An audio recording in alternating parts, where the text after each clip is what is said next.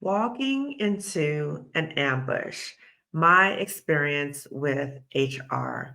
I'm going to talk to you about some of the lessons learned with my interactions with HR so that hopefully you don't make these same mistakes.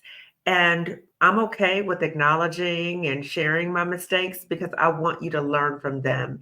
And my mistakes, I have no shame that I made these mistakes because I didn't know at the time, but now I do know. And I also want to say for those of you who work in HR, I know a lot of good people in HR, okay? But my experiences were not positive. So I've met many Black women who work in HR who are really cool. So this is not um, throwing shade on all Black people or all people who work in HR. This is my experience of going to HR in a very toxic system. So when I talk about a job, it's not only the people you're interacting with like day to day, it's the whole system that's toxic.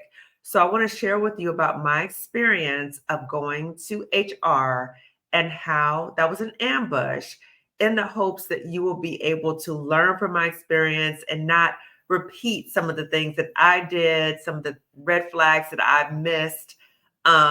This doesn't happen for you. So if you don't know me already, I'm Dr. Kamani. I'm a licensed clinical psychologist, a toxic job survivor, and more importantly, I'm a toxic job liberator for Black women. My channel focuses on ways to support Black women leaving and healing from toxic jobs. So again, I'm going to be very open and honest about what happened to me.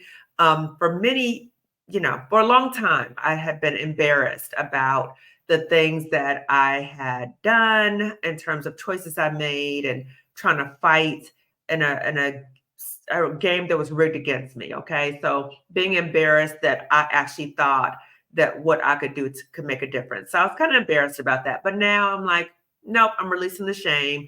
I didn't do anything wrong. I was trying to do the best that I knew to do in the situation because I was trying to make things better. I was trying to preserve my job. I was committed to the work. So I'm releasing the shame because I didn't do anything wrong.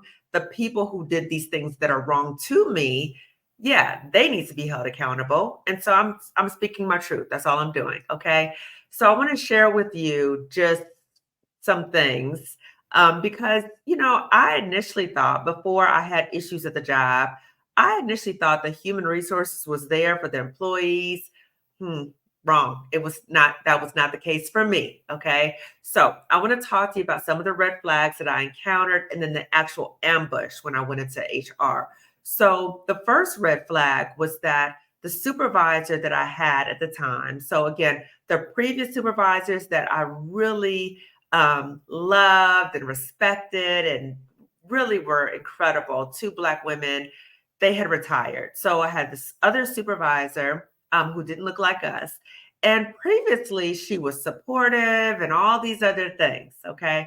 And then I started noticing there was like a shift in terms of how she interacted with me. And previously, which was unprofessional, previously, she would engage in like this negative talk about the workplace bully. Like she would trash her, like, ooh, just a lot of negative things about the workplace bully in terms of issues of competence and even some very personal things that again not appropriate that she was saying this and saying this to me. Okay.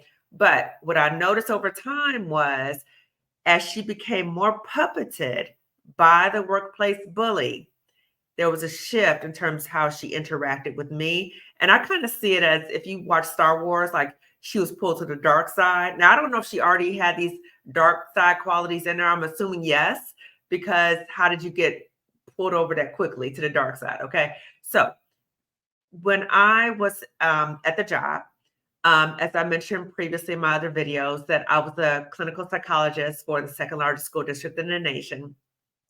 And I had been promoted over a number of years. So I think by this point, when I was this situation, I think I was there maybe like 10 or 11 years at that point, and put in leadership positions, never had a negative job evaluation, anything like that. So one day the supervisor says to me, "Can I talk to you for a second?" I'm thinking of something about some project or something like that. And then she says, um, we cut your position, so your position no longer exists. And I said, well, why is that? And she said, because it's no longer a full-time position. And I was like, what do you mean? Like I'm doing full-time work. Not only am I doing my job position, I'm doing up and above other duties. Okay. So she's saying it's no longer, whatever. And it was like no compassion at all. Now, keep in mind, I was working in a mental health unit. She's a licensed social worker.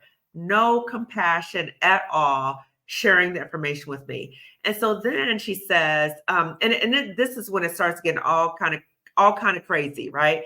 So when I was previously promoted, so I was promoted 2 times during the course of the time that I was at the district. So then, because usually what happens is let's say something happens to your position, you go back to the position that you previously came from, right? So she told me, no, I could not go back to any of the 2 positions that I promoted from. I was going to go back all the way to my entry level position. Okay. So the position I first started at when I first started working for the school district, and it was confusing because I'd not heard of something like that before. But what was confusing about it too was because I was the only clinical psychologist at that point in the district, they had previously closed that position, but then they reopened it so they could demote me, right? So then she says, yeah, so we're going to put you in this position. And if you don't, we're going to give you this position for a year, right? And at this point, you're going to need to interview for other positions. And if you don't get another position, you'll be laid off. So I'm like, what? Like, again, never heard of anything like this before. Red flags, red flags, red flags. I'm like, what is she talking about? Right? I've been here like 11 years at this point. Like, what are you talking about to get laid off? This makes no sense. So then she says, and like that training that, no, how did she say it? That training that you created. That training that you like to do so much. Yeah, you probably won't be able to do that anymore. Right. Like you see like the snarkiness, like that's how she said it to me. Like that training, yeah, you probably won't be able to do that anymore. She did a neck thing. I just added that. But it was like, yeah, like in your face, like you won't be able to do that anymore. So I'm like, okay. So then she says, so I'm asking her questions. She's not giving me any information. And she's like, I don't know. Just like not, and I just heard like this major news and she's like not helping me at all. And then she says, I don't know, you might want to talk to HR. Okay. Red flag. So the change in her behavior, all the stuff happening with my so-called job position and all that kind of stuff, it was shady all the way. She eventually then came back around to me. Now, again, this is a government job, right? For school district. She comes back around to me and says, oh, you might want to get a grant for your position to fund your position. What? Like never heard that before. Okay. Fast forward. So I said, okay, I'm going to human resources, right? So I got all my receipts. I got all my stuff, right? I got all my documentation. I'm thinking, okay, I got this. So I make the appointment with human resources. I show up to the meeting and initially I was supposed to meet with one man, right? So when I get there, he says, I hope it's okay with you, but I've invited 2 of my colleagues to join us for this meeting, right? Big red flag. I didn't pay attention, right? Because I'm just so determined to talk to HR and get some answers and all, because I've been done wrong. And, I've been there all these years and great employee and all that kind of stuff, right? So I'm like, okay. So on the way to the office, I'm kicking myself in the butt right now that I did that, but whatever. Again, lesson learned. So walk into the office and he's like grilling me about my job position, right? And I'm telling him about what I do, blah, blah. But I could tell there was something shady going on, right? So I come in the room. There's 2 other women in the room, okay? Nobody in the room looks like me. So I'm explaining the situation. And when I'm talking, I could see them like giving each other like side-eyed and like looks. I could see them doing that. I don't know if they saw me seeing them, but I saw them. And I was like, uh-oh, this is not, I could tell in that moment, like, this is not going to go well. So that was another red flag, right? I'm walking into this ambush. So then they start telling me lies, like flat out lies. So when I came into the school district, there was a certain credential that I needed to get to work in the school. So I got that credential through the state. Again, had been at the job for about 11 years at that point. So then they tell me, you need to have a different credential to have this job. And I was like, what? Like, what are you talking about? That was a lie. Okay. I didn't know. The credential I had was sufficient. I had been there for 11 years. So all these things were happening. And the more I would say something, again, they would keep looking at each other and they had a counterattack. And I was like, I cannot believe I came in here and I'm like, boo boo the fool, basically. Right. So I came in here thinking that I had all this documentation and I had all this. Da, da, da, da. Little did I know that prior to me getting there, they had already talked to the workplace bully. They had already made a case against me to make it seem like I was the problem. And again, I was going to seek support and trying to understand things. I came out of that meeting like, what the what?